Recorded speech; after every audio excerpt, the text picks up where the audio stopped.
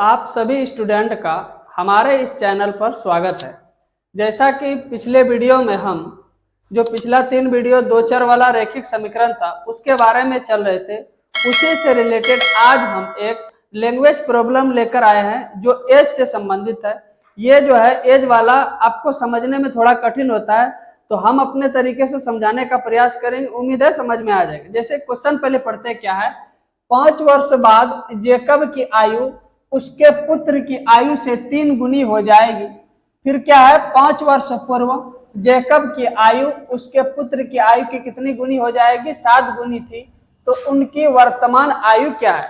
यानी यहाँ बात कर रहा है एक जेकब और एक उसका क्या है, पुत्र है। दोनों का बात यहाँ पर क्या क्या कर रहा है, पहला कंडीशन दिया, उसके बाद 2 कंडीशन दिया है। तो सबसे पहले जब भी इस तरह का लैंग्वेज वाला प्रॉब्लम आता है एज से संबंधित, तो हम लोग समझने का प्रयास करते हैं। जैसे अगर हम बात करें कि मेरा उम्र अभी मान लेते हैं 20 वर्ष है, कितना मान है, मेरा मान लेते हैं अभी 20 वर्ष है। तो अगर हम कहें कि मेरा उम्र 20 वर्ष हो गया, तो इसमें अगर कहे कि 5 साल बाद मेरा उम्र कितना हो जाएगा, तो कितना आप भी बता दीजिएगा, कितना हो जाएगा? 25 साल हो जाएगा। लेकिन अगर यही हम कहें कि मेरा 5 साल पहले कितना उम्र था, तो आप क्या बता दीजिएगा? 15 साल। यानी बाद जाने के लिए हम लोग क्या करते हैं, जोड़ते हैं। अगर 5 साल बाद कहे तो इसका मतलब 5 जोड़ेंगे तो मेरा कितना हो जाएगा? 25। और अगर पहले कहेंगे तो क्या कर देंगे? 5 घटा देंगे, यानी मेरा कितना हो जाएगा? 15। तो समझ में आ गया क्या हम बोले कि बाद जाने के लिए क्या करते हैं हम लोग? वर्तमान में जोड़ते हैं, और पहले जाने के लिए क्या करते हैं? वर्तमान में से घटाते हैं।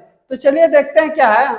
माना जेकब की वर्तमान आयु कितना है? x वर्ष है। हम पहले भी इसमें ये पढ़ क्या रहे हैं, 2 चर वाला रैखिक समीकरण। तो यहाँ कितना चर आएगा? 2 चर आएगा। क्या है? माना जेकब की वर्तमान आयु x वर्ष है तथा उसके पुत्र की वर्तमान आयु कितना है? y वर्ष है। क्योंकि एक जेकब है, उसका एक तो क्या है? पुत्र है। अगला क्वेश्चन मतलब ये इसमें क्या कह रहा था, ध्यान देना है। 5 वर्ष बाद, तो 5 वर्ष बाद जेकब की आयु का अगर बात करें तो क्या हो गया? जेकब का वर्तमान आयु कितना था? x। और अभी हम क्या बताए, बाद जब भी आएगा तो क्या करेंगे? जोड़ेंगे। तो कितना वर्ष बोल रहा था? 5 वर्ष। तो x प्लस 5, क्योंकि बाद बोल रहा है। उसके बाद 5 वर्ष बाद उसके पुत्र की आयु कितना हो जाएगा? उसका पुत्र का वर्तमान आयु कितना था? y। तो 5 जैसे ही जोड़ेगा तो यह क्या हो जाएगा? y प्लस 5 वर्ष। समझ में आ गया होगा। अब प्रश्न से क्या कह रहा था, 5 वर्ष बाद जेकब की आयु, तो 5 वर्ष बाद जेकब की आयु कितना हो गया? x plus 5। उसके पुत्र की आयु के, तो 5 वर्ष बाद उसका पुत्र कितना का हो गया था? y प्लस 5 का। कितना गुना है? 3 गुनी हो जाएगा। तो कितना गुना कर देंगे? 3 गुना। क्या बोले? 5 वर्ष बाद जेकब की आयु यानी x प्लस 5, 5 वर्ष बाद पुत्र की आयु का कितना गुना था? उसका 3 गुना था। अब इसको हल करने का प्रयास करते हैं हम लोग। तो x प्लस 5 इसको गुना करते तो कितना हो गया? 3y plus 15। जब इसे करेंगे तो ये क्या हो जाएगा? x, ये प्लस 3y इधर जाएगा तो क्या हो जाएगा? माइनस 3y बराबर ये क्या हो जाएगा? ये 15 है, इधर 5 है, ये प्लस 5 है। जैसे ही उधर जाएगा तो मेरा क्या हो जाएगा? -5। इसका मतलब ये क्या हो जाएगा? 10। इसका मतलब हम लोग कह सकते हैं x माइनस 3y बराबर मेरा कितना हो गया? 10। ये हो गया है समीकरण नंबर 1। पहला कंडीशन निकल गया। क्या निकला है? x माइनस 3y बराबर 10। ये पहला समीकरण निकल गया। अब अगला क्या कह रहा है, 5 वर्ष पूर्व जेकब की आयु उसके पुत्र की आयु के कितनी गुनी थी? 7 गुनी। तो सबसे पहले हम लोग चलेंगे 5 वर्ष पूर्व जेकब की आयु। तो जेकब का वर्तमान आयु कितना था? x। पूर्व जाने के लिए क्या बोले? घटाना है। तो कितना घटाना है? 5 वर्ष का बाद क्या था? x minus 5। 5 वर्ष पूर्व पुत्र की आयु का अगर बात करें कितना होगा? y minus 5। क्यों? क्योंकि उसका पुत्र का वर्तमान आयु कितना? 5 वर्ष। घटाना है। क्यों? क्योंकि पहले बोला तो घटा दिए। अब प्रश्न से क्या कह रहा था कि 5 वर्ष पूर्व जेकब की आयु उसके पुत्र की आयु की कितना गुनी है? 7 गुनी। यानी 5 वर्ष पूर्व जेकब का आयु कितना? x minus 5। 5 वर्ष पूर्व उसके पुत्र का आयु कितना? y minus 5। कितना गुना है? 7 गुना। तो 7 से गुना कर दिए। इसका मतलब है x माइनस 5 बराबर कितना हो गया? 7y माइनस 7 पचे 35। ऐसे चलेंगे तो हम लोग क्या करेंगे, x ये प्लस 7y इधर आएगा तो माइनस 7y, ये माइनस 35, ये माइनस 35, ये माइनस 5 उधर जाएगा तो प्लस 5। यानी अगर इसको करेंगे तो कितना हो गया? x माइनस 7y बराबर कितना हो गया? माइनस 35। कितना हो गया? माइनस 3।